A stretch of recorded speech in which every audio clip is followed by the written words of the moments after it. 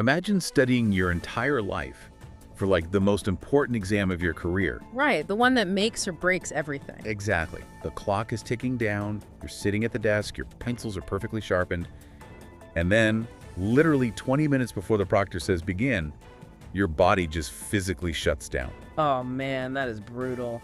You are too sick to even pick up the pen. So you're just frozen there 20 minutes from the starting line of your lifelong dream. Which is exactly what we saw happen today. Yeah, today is June 5th, 2026, and we are diving into a breaking story from the French Open that feels exactly like that nightmare scenario. Welcome to another deep dive. Glad to be here. The news just dropping is wild. It really is. We're pulling from a freshly published BBC Sport report detailing the sudden, frankly shocking withdrawal of Italian tennis player Matteo Arnaldi. Right, just totally out of left field for the fans. Totally.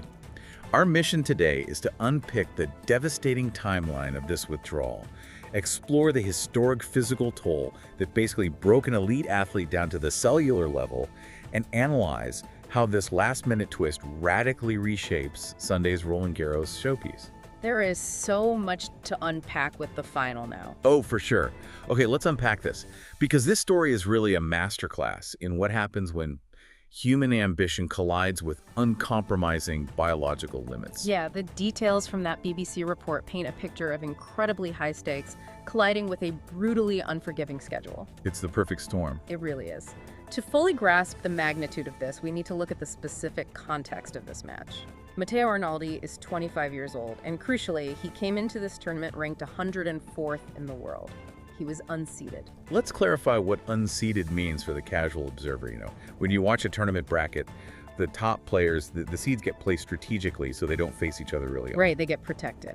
Yeah, sometimes they even get byes, or they end up playing much lower ranked qualifiers. They get a protected pathway. But if you are outside the top 100, you get zero protection. None.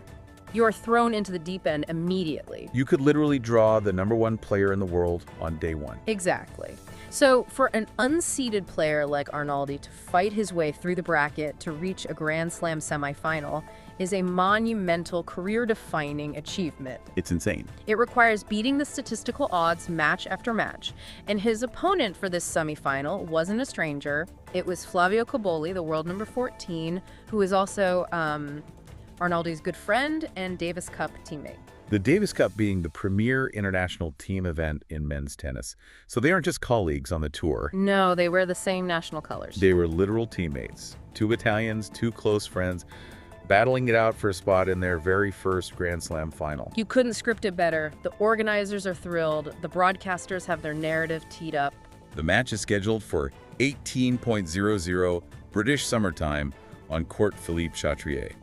The fans are literally in their seats. And then, a mere 20 minutes before they are due to walk out of the tunnel, the announcement drops. Arnaldi is withdrawing because of a virus. Just a total gut punch. What's fascinating here is the psychological weight of that specific 20-minute window. It's staggering. Right, because they're basically ready to go. Exactly. When an athlete is 20 minutes out from a Grand Slam semifinal, the physical preparation is entirely complete. The dynamic warm-ups are finished, the ankles are heavily taped, the nutritional gels have been consumed. The prep is done. The players are usually sitting in the locker room, entering this highly specialized neurological state of absolute competitive focus. They are essentially in the launch sequence. There's no turning back. Sitting in that locker room, the realization that his body simply could not execute what his mind was demanding must have been profound. I can't even imagine. A virus fundamentally drains your systemic energy. You can occasionally numb a sprained ankle with an injection. Yeah, to limp across the finish line. Right, but you cannot numb a cellular energy crisis. And for the fans in the stadium, the emotional impact is a massive jolt. You transition in an instant from this electric, festival-like anticipation to sheer disbelief. It's jarring. There's a profound empathy for a player who fought so relentlessly to get to that tunnel, mixed with the jarring reality that the spectacle you paid to see has just vanished into thin air. Yeah, the air just gets sucked out of the stadium. And that feeling of the air being instantly sucked out brings us to a crucial question. I'm looking at this 25-year-old elite athlete, right? In peak physical condition. Absolutely peak. People like that don't just suddenly collapse from a random virus out of nowhere, unless the system is already severely compromised. That's exactly it. Let's look at the underlying physical context. The BBC report drops a statistic that honestly forced me to pause and reread it. I know the one you're talking about. En route to the semifinals in Paris, Matteo Arnaldi spent a staggering total of 19 hours and 42 minutes on court. It's almost unbelievable. That number represents the longest cumulative time anyone has played on their way to the last four of a major tennis tournament since 1991. We are looking at a 35-year record for physical endurance. Yeah, it's a massive historic burden. But here's where it gets really interesting, or at least where I have to play devil's advocate for the listener. Okay, lay it on me. 19 hours and 42 minutes, spread out over roughly 2 weeks of a tournament. That averages out to maybe an hour and a half or 2 hours of exercise a day. Right. Think about the last time you went for a long hike on a weekend or played a few pickup basketball games. To a casual observer, 19 and a half hours over 2 weeks might just sound like a part-time job. Like a dedicated workout routine. Exactly. Is that really enough to completely break an elite athlete's immune system? Well, it requires us to translate what 19 hours on a professional clay court actually does to the human musculoskeletal system. We aren't talking about 19 hours of jogging on a treadmill. We are talking about explosive sprints, violent changes of direction, and maximal exertion swings. And the surface itself is a factor, right? The surface is the silent killer here. Clay courts, like the ones at Roland Garros in Paris, are notoriously punishing.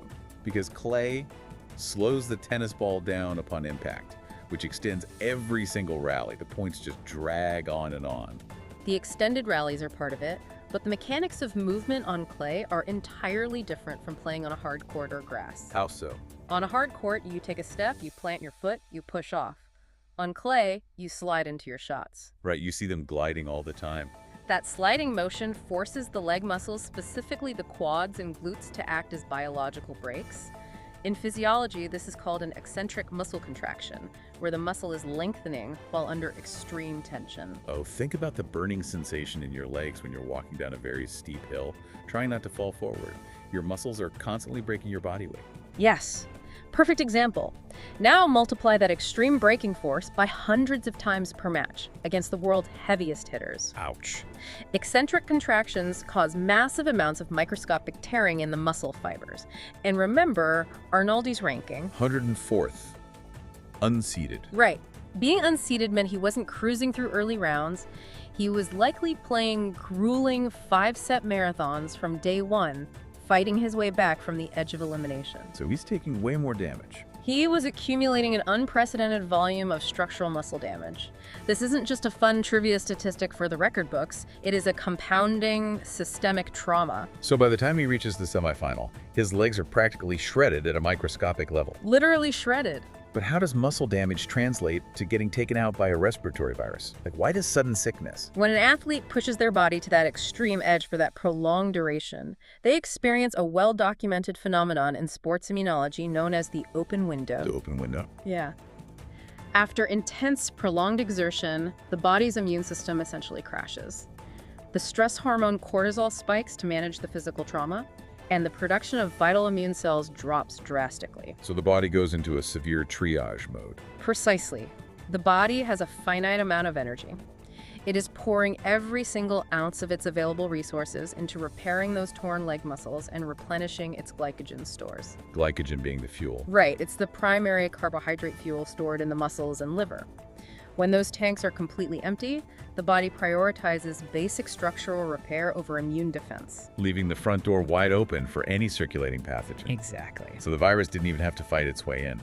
Arnaldi's body was fundamentally strip-mined of its defensive resources. None left. The 19 hours and 42 minutes basically rolled out the red carpet for the virus to walk right in and shut the whole system down. And this explains why viral symptoms manifest with such sudden, crushing severity for elite athletes during intense tournaments. It's not just the sniffles. No, it's rarely a slow buildup of a mild sniffle. The virus hits a host that has literally zero defenses left, multiplying unchecked until the athlete hits a total physiological wall. Which makes the withdrawal 20 minutes before the match seem less like a random stroke of bad luck and more like the inevitable biological conclusion of a historically punishing run. Absolutely inevitable. He didn't just catch a bug, he ran out of biological runway. The human body always issues the final veto. And looking ahead at the training implications of a tournament run like this, it presents a fascinating paradox for athletes. What do you mean? You simply cannot simulate 20 hours of Grand Slam match play in practice. Oh, because it would destroy your body before the tournament even started. Exactly. When you are ranked 104th, your physical conditioning is realistically peaked to survive a few rounds, hoping to make the second week. You aren't training to play for 20 hours. No. Pushing deep into the semifinals, breaking endurance records set back in 1991 when the game was played with much lighter, less punishing equipment, you are sailing into completely uncharted physiological waters. Wow. What does recovery even look like after diving into those waters? Because bouncing back from the flu is one thing, but this sounds like rebuilding the foundation of a house. A systemic drain like this takes substantial time to recover from. Speculating on his future tour prospects, the immediate hurdle isn't just clearing the virus. Right. It's about painstakingly rebuilding the foundational glycogen reserves and healing deep tissue damage that was completely depleted over those 2 weeks. If he rushes back, what happens? Rushing back to the tour too soon could trigger chronic fatigue or secondary injuries. Yeah. The body is just too fragile. That makes sense. However, mentally, knowing he possesses the sheer grit to reach a Grand Slam semifinal against all odds will absolutely transform his confidence. He now knows he belongs on that stage. Assuming he can get out of bed anytime soon. Right, first things first. But that biological crash doesn't just end Arnaldi's tournament. It immediately and radically alters the landscape for the players standing on the other side of the net. Let's look at the ripple effect. Oh, the withdrawal instantly rewrites the bracket, handing his opponent, Flavio Cobolli, a massive structural advantage. Right. According to the BBC, Cobolli receives a walkover. For those unfamiliar, a walkover in a tournament simply means you automatically advance to the next round because your opponent cannot compete. No points are played. Just a free pass. Exactly. Cobolli gets a free pass straight through to Sunday's Roland Garros final. And waiting for him there is the second seed and the heavy title favorite, Alexander Zverev. If we connect this to the bigger picture, the mechanics of a walkover at this specific late stage of a Grand Slam introduce a profound shift in the tournament's equilibrium. It's a huge shift. On paper, it looks like hitting the lottery for Cobolli. He completely avoids what would have undoubtedly been a grueling, physically draining, and emotionally complex semifinal against a close friend. He bypasses the risk of injury. Most significantly, he essentially gets 3 full days of pure, uninterrupted rest before the biggest match of his entire life. 3 days of lounging while Zverev presumably had to fight his way through a brutal match on the other side of the bracket. Exactly. So what does this all mean for Sunday? Because on the surface, everyone would say, give me the 3 days of rest. Naturally. But step into Cobolli's shoes for a second. You're going to walk onto Court Philippe Chatrier for your first ever Grand Slam final, and you haven't played a competitive point in days. How does that affect the player's timing? It creates an incredibly dangerous illusion of safety. An illusion. Yes. Cobolli's legs will be entirely fresh. He won't have the lactic acid buildup or the eccentric muscle micro tears that Zverev is managing. Right. But elite tennis is fundamentally a game of razor-sharp rhythm, visual tracking, and momentum. The cadence of a standard tournament is designed to keep you sharp, isn't it? Yeah. You play a day, you rest a day, you play a day. Your brain stays locked in. Exactly. By Sunday, an athlete needs to be battle-tested. You want your eyes fully adjusted to the speed of the ball coming off the clay under extreme pressure. And the walkover snaps that. A walkover abruptly snaps that competitive rhythm in half. Cobolli will have spent 3 days hitting balls in practice, but practice courts cannot replicate the adrenaline spikes, the nervous tension, and the real-time, high-stakes problem-solving of a live Grand Slam match. That makes total sense. Instead of a well-worn cliche about double-edged swords, think about jumping rope. Okay. If someone is already swinging the rope incredibly fast, you can't just casually step in. You have to match the rhythm instantly, or you get tangled up and fall.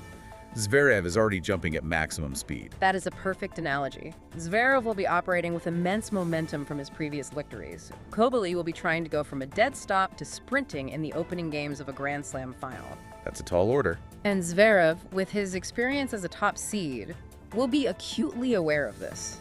He will likely come out extremely aggressive, looking to exploit Cobolli's lack of match rhythm in the very first set before Cobolli can find his footing.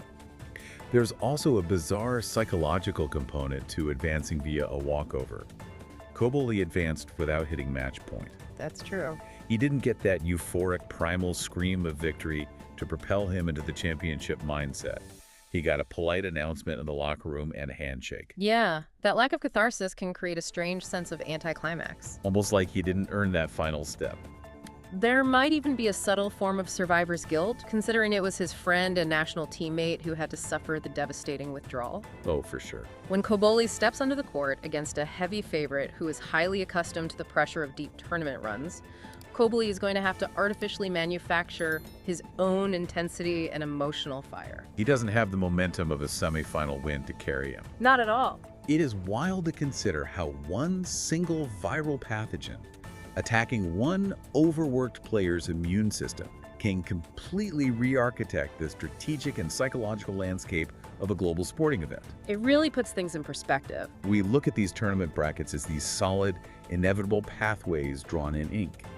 But in reality, they are fragile structures, built entirely on the microscopic margins of human physiology. It strips away the illusion of certainty in elite sports. We expect narratives of triumph and defeat based purely on skill, but biology is the ultimate referee. Biology is the ultimate referee. I love that. And it really is a powerful reminder for all of us, even far outside the world of professional sports. You might have experienced something similar in your own life. Definitely. We all have massive goals we push ourselves toward, intense deadlines we grind to meet, projects we gladly sacrifice our sleep and weekends for.